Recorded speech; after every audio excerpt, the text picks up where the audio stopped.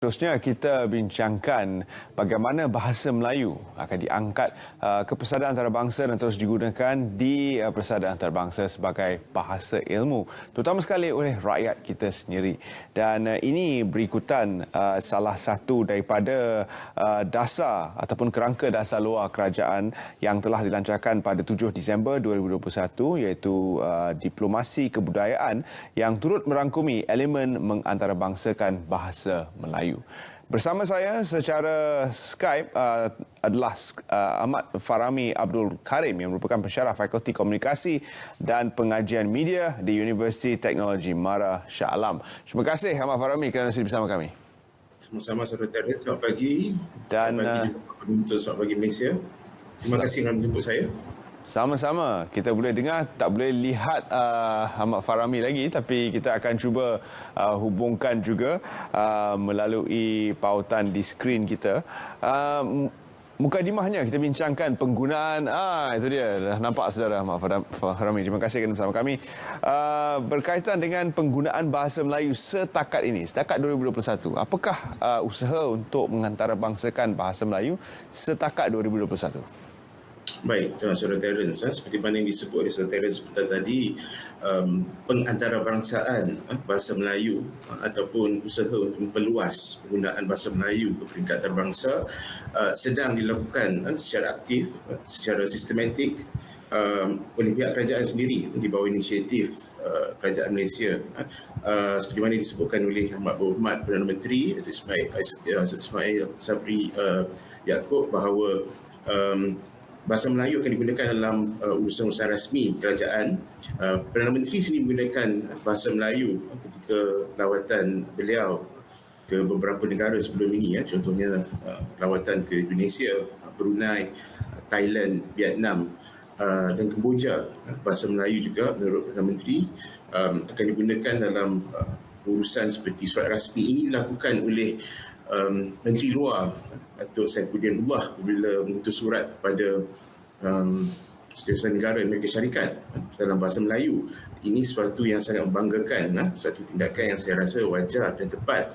Datuk Seri Ismail Sabri juga ingin memperkasa bahasa Melayu dalam pelbagai konteks lain, contohnya melalui pindaan akta DBP bagi membolehkan DBP menguatkuasakan peraturan berkaitan dengan pelanggaran tata bahasa, pelanggaran penggunaan istilah dan sebagainya. Ini sangat diperlukan. Dan kita juga dapat lihat bagaimana bahasa Melayu digunakan ketika persidangan antarabangsa, khususnya oleh Menteri Alam Sekitar dan Air, Datuk Seri Tuan Ibrahim Tuan Man tahun lepas di Scotland.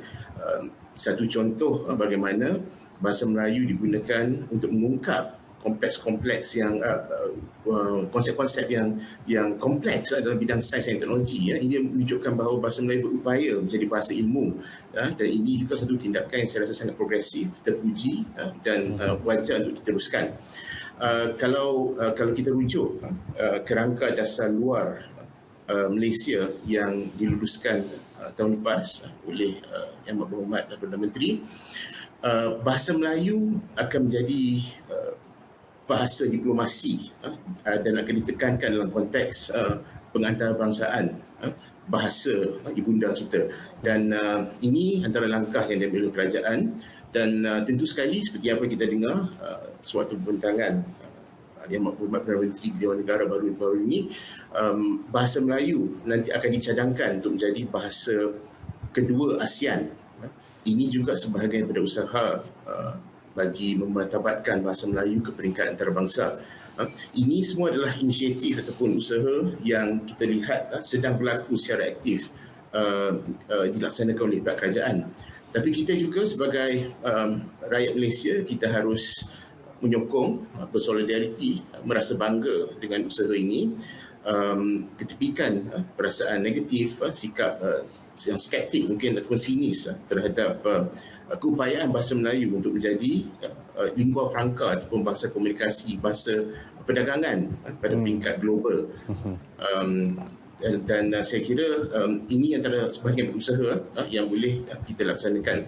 Selain daripada itu, mungkin juga kita boleh bentuk badan untuk mengaktifkan pengembangan atau perluasan penggunaan bahasa Melayu di luar negara. Contohnya British Council, contohnya dalam bentuk British Council contohnya, ataupun Yayasan Jepun yang secara aktif mempromosi kebudayaan Jepun dan bahasa Jepun. Kita juga mungkin boleh ada badan khusus untuk tujuan berkenaan. Jadi itu sebabnya saya kira pindaan Akta DBP amat perlu untuk membolehkan DBP untuk berfungsi di luar negara untuk menawarkan khusus-khusus yang berkaitan dengan bahasa Melayu, tujuan penggunaan bahasa Melayu.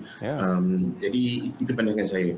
Saya sangat bersetuju dengan pandangan terakhir itu kerana kita telah pun mempunyai kuliah-kuliah bahasa di seluruh dunia sebenarnya, terutama sekali di negara China. Dan kalau tidak silap saya, ada satu program radio di mana juruhebahnya adalah merupakan penutur bahasa Melayu dari China yang belajar bahasa Melayu di China. Jadi ini merupakan suatu pengantarbangsaan yang telah pun berlaku sejak sekian lama dan perlu diteruskan. Apakah pandangan saudara Ahmad Farami tentang mewujudkan kuliah-kuliah bahasa Melayu di seluruh dunia, bukan sahaja di rantau ini tapi untuk permulaan mungkin di seluruh Asia? Ya, saya rasa itu salah satu tindakan yang strategik yang boleh diambil.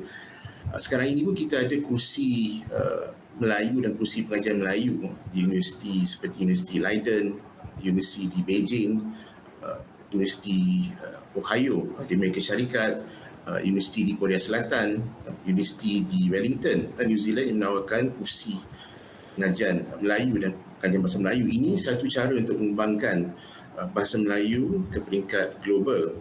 Ada juga kursus-kursus bahasa Melayu yang ditawarkan di negara Eropah, di Australia, di Amerika Syarikat. Saya kira kita perlu mantapkan lagi kursus-kursus begini dengan menyokong pengajian-pengajian yang dapat memantapkan ataupun memartabatkan bahasa Melayu ke peringkat antarabangsa.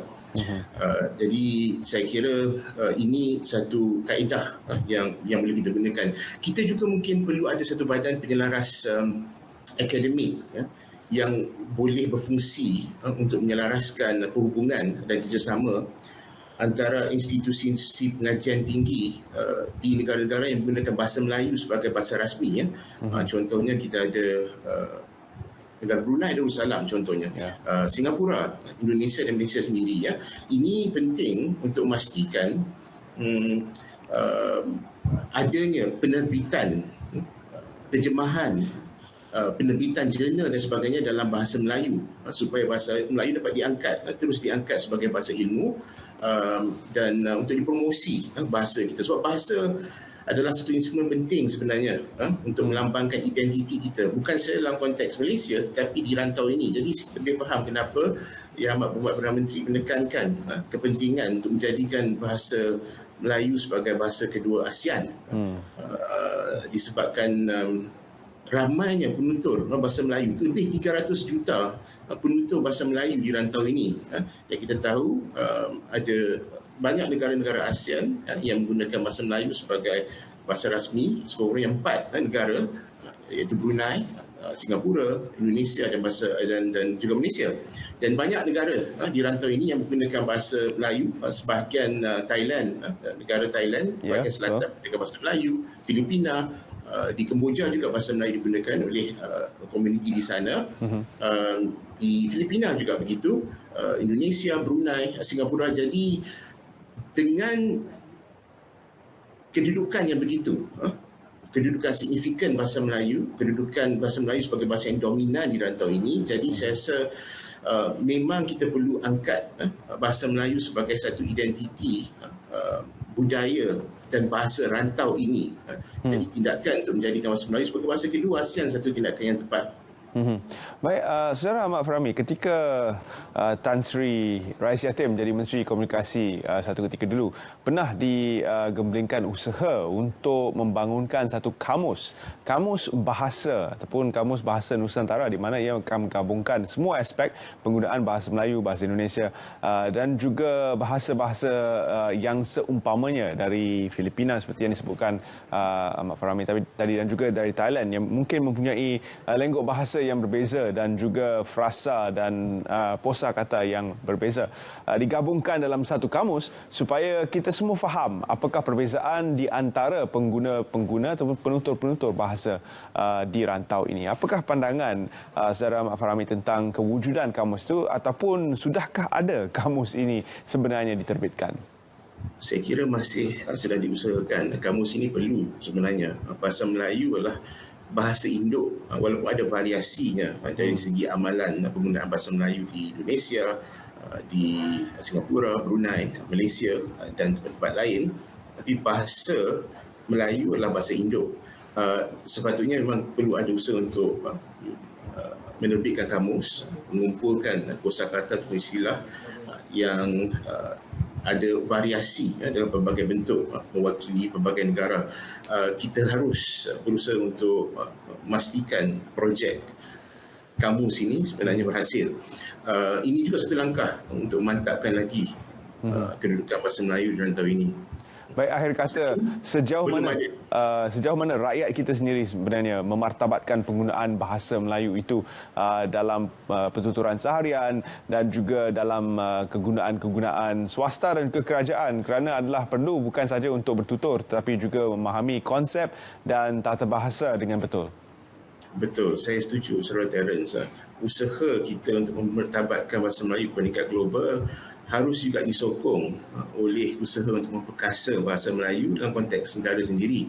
Jadi ahli masyarakat perlu ada sifat jati diri yang tinggi, bayaan untuk mengungkap pemikiran, idea, perspektif yang menggunakan bahasa Melayu secara berkesan. Mungkin kita perlu belajar untuk mengelak penggunaan bahasa rojak contohnya. Kita harus utamakan bahasa Melayu seperti mana yang dianjurkan oleh Yang Berhormat Perdana Menteri dalam konteks urusan rasmi, terutamanya yang melibatkan urusan rasmi kerajaan, dalam konteks urusan rasmi melibatkan pejabat awam. Pihak swasta juga sebenarnya perlu mengangkat martabat bahasa Melayu, sebab kita tahu bahawa bahasa Melayu bahasa yang amat penting, bukan saja melambangkan identiti negara tetapi instrumen untuk penyatuan rakyat. Sebagai sebuah negara yang merdeka, yang berdaulat, bahasa Melayu merupakan satu instrumen penting yang menjadi lambang negara kita sebagai negara yang bermaruah. Jadi kita sebagai ahli masyarakat perlu ada kesedaran begitu dan perlu rasa bangga terhadap penggunaan bahasa Melayu dan menggunakan bahasa Melayu secara betul. Itu juga penting. Terima kasih saudara Mak Fahmi kerana sudi bersama kami dalam Selamat Pagi Malaysia. Sama-sama kita biasakan yang betul, betulkan yang biasa dan terus mengantarabangsakan penggunaan bahasa Melayu. Terima kasih. Sama-sama Saudara Terence. Terima kasih ITM.